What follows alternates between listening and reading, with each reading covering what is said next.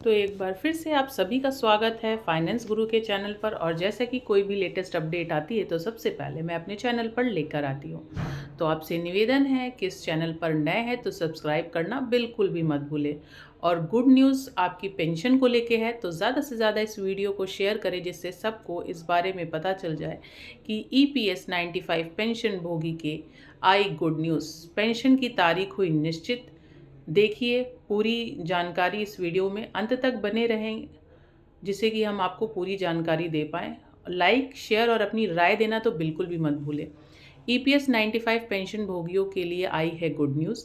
EPFO की ओर से जारी EPFS पेंशन फंड सर्कुलर में कहा गया है, पेंशन डिवीजन ने संक्षिप्त समीक्षा की है और RBI के निर्देश के अनुसार यह निर्णय लिया गया है कि सभी फील्ड अधिकारी बैंकों को मासिक BRS भेज सकते हैं। यह भी ध्यान रखने की पेंशन भोगी के खाते में समय समय पर पैसा जमा हो। EPS पेंशन भोगियों को पेंशन का भुगतान महीने के आखिरी कार्य दिवस को या उससे पहले जमा कर दिया जाना। पेंशन भोगियों को पेंशन प्राप्त करने के लिए कब तक जमा करना होगा, साला लाइफ सर्टिफिकेट देखें। यह भी निर्देश है कि EPFO के यह भी कहा गया है कि सुनिश्चित किया गया है कि पेंशन वृत्ति के लिए बैंक को जमा करना होगा अपना जीवित का। EPS 95 पेंशन भोगियों के लिए आ रही है गुड न्यूज़।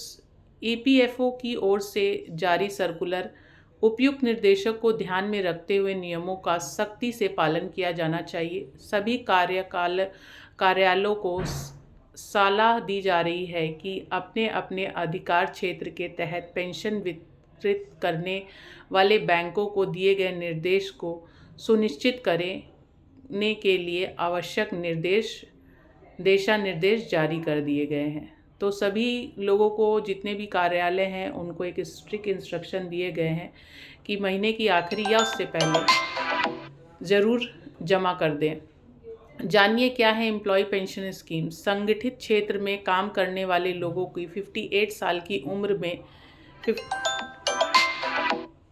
बाद पेंशन मिलती है। इसके लिए कर्मचारियों का कम से कम 10 साल तक की नौकरी करना अनिवार्य है।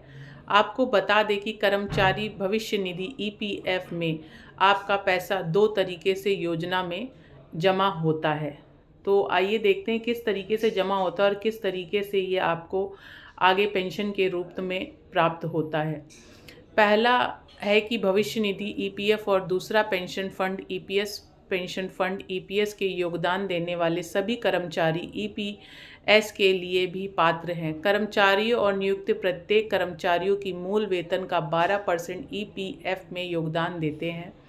कर्मचारियों का पूरा हिस्सा EPF में योगदान किया जाता है जबकि न्यूनतम 8.33% हिस्सा EPS पेंशन फंड में जमा किया जाता है। न्यूनतम 1000 रुपये पेंशन दी जाती है। इस कर्मचारी पेंशन योजना के विधवात्व पेंशन और बच्चों की पेंशन दी जाती है। विधवा को भी पेंशन देते हैं और बच्चों को भी। अगर कर्मचारी की नौकरी के दौरान 58 साल की उम्र से पहले मृत्यु हो जाती है तो उसकी पत्नी और बच्चों को भी पेंशन प्राप्त होती है।